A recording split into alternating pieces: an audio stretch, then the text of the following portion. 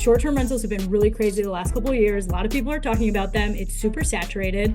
For about a year and a half, 2 years, you could put anything out there. You could have Walmart furniture or used furniture, like all of that stuff, and you would make money. It was like shooting fish in a barrel kind of deal.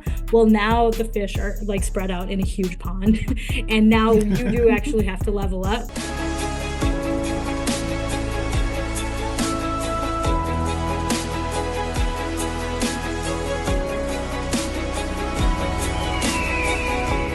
I want to dive into short-term rentals and medium-term rentals.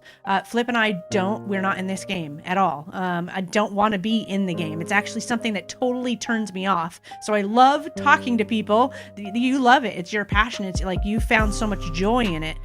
So why did you choose STRs and MTRs? And tell the audience more about it. Yeah, it was all because a flip wouldn't sell. Like that's truly it. And a guy from one of my masterminds had said, like, here, look at these numbers. What do you think? And then we just kind of realized, well, I love traveling. We love traveling. We like to use short-term rentals other places. So let's give this a try.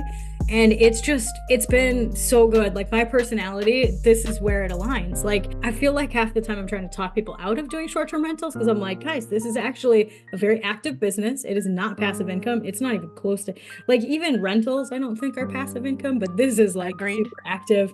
Like this is essentially a hospitality business. There are people that do it just fine. They make money by not being hospitality, but they don't do as well as the people that are good at hospitality and think about like guests and things like that.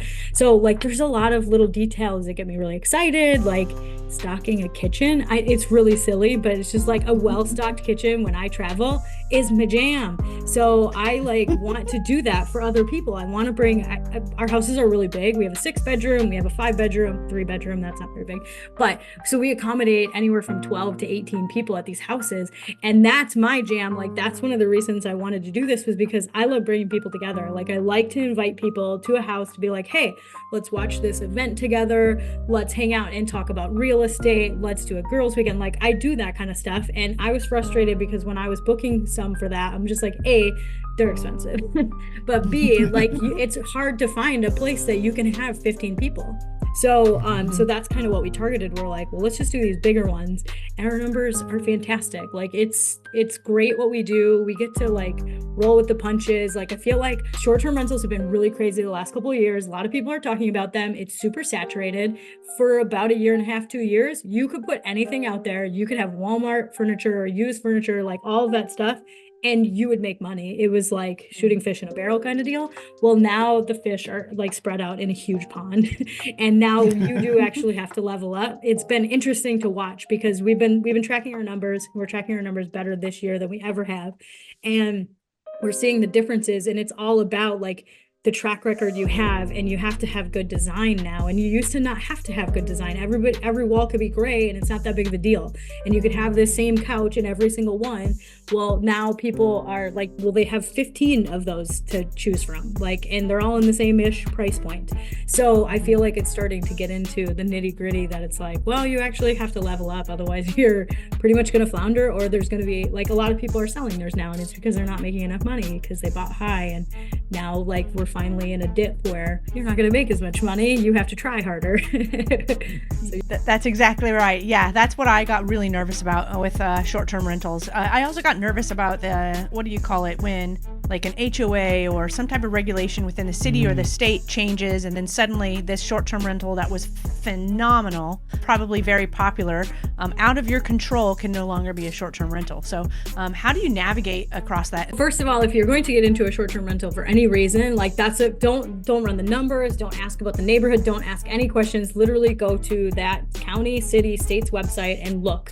And don't go to a Facebook group, don't ask your realtor, don't ask all these people you think are gonna know, because they might know, but you need that information firsthand, because this is your business. Because I know people who have taken the word of other people, they've taken the word of the realtor, and then they go to try to apply for a permit and find out they can't have permits, or they froze permits for 2 years. Like don't build your business on somebody else's word for it. Like go find that information out, and then put some Google I have Google alerts on all of our cities because we've had that. We're in Minneapolis and St. Paul. We have 2 in Minneapolis and 3 in St. Paul. And in Minneapolis, they actually did do that. They grandfathered a couple people in for like 2 or 3 years, but otherwise there's only 1 permit per like name. It's not like me and my husband can each have one. They're like, no, it's 1 per like 1 per household or something. Yeah. So, and I'm sure people are still functioning without the license, and you can do that. If you want to build a business on that, go for it. That's not the way that I want to do it, because if somebody rips away all of my money like in one fell swoop, I would be very upset. So I don't build my business on things like that, and you should think about it if you want to do it that way. But I think there's actually a lot of people that talk about regulation. There are groups out there that are specific to this is all they do. They do short-term rental regulation. Like you can start groups that literally go to the Capitol with you. They go to city council. They have all kinds of letter writing campaigns. Like we try to let our neighbors know this is the stuff we're doing. This is the only way I make money. So I take it really seriously when a neighbor complains or says something to me, because I'm like, this is how I make money. Like I don't have to have a 9-to-5 job because of this. Like I need to protect that. So there's different ways to do things like that.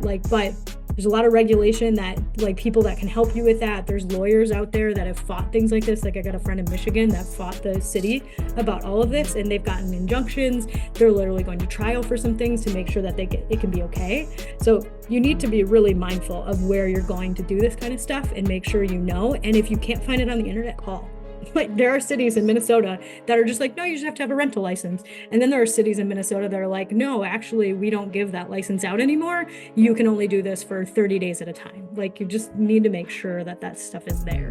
Like be smart. Like don't build your business on somebody else's land kind of deal. Yeah. That's huge.